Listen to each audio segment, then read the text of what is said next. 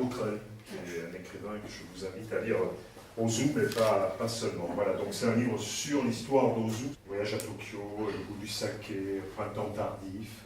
C'est un ouvrage qui est pas loin de la poésie finalement, même s'il est dans une forme de narration classique. Il sait qu'ici, plus de 100 000 arbres l'entourent. Il connaît leur nombre, il voit leur étendue. Il se souvient qu'ils sont venus de tout le pays, donnés par chaque région pour permettre de replanter le parc après les bombardements. Une patiente reconstruction, la lente croissance de la forêt et les différentes parties du sanctuaire aussi ont été redressées. Tout a été rebâti en bois de cèdre aux portes de la ville, devenue le cœur de la ville.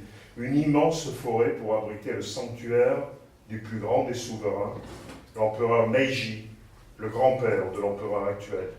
Ozu aime venir seul ici au milieu des arbres. Le matin, si possible, il prend un taxi à la gare, il se fait déposer à l'entrée du sanctuaire et il marche, à jeun, dans le silence et le frais, sous le clignotement du soleil que cachent par intermittence rapide les immenses branches des arbres.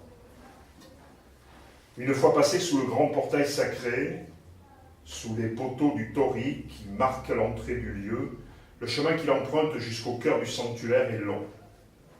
Il lui faut suivre une large allée, grande comme les avenues que l'on perce maintenant partout dans Tokyo pour accélérer le déplacement des voitures. Sauf qu'ici, il n'y a que des piétons, ou parfois un jardinier avec son vélo remorquant une petite brouette, les marcheurs, les oiseaux, le silence forestier et le bruit des pas sur le sol. Une vaste allée de gros sable blanc tassé, quelques feuilles et quelques branches cassées. Il sait qu'il y a un bon kilomètre, peut-être 2 jusqu'au premier virage, et un deuxième tori, puis encore un virage, et plus tard un troisième tori. On ne s'approche pas comme ça de la cour intérieure du sanctuaire de l'empereur Meiji.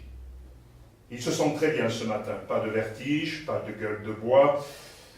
Il a l'impression d'avoir hérité d'un nouveau corps pendant la nuit. L'impression que le corps qui s'était lentement gorgé de saké toute la soirée et toute la nuit est resté à la maison et qu'on lui a prêté mystérieusement un second corps pour la matinée, peut-être pour la journée ou même pour la vie.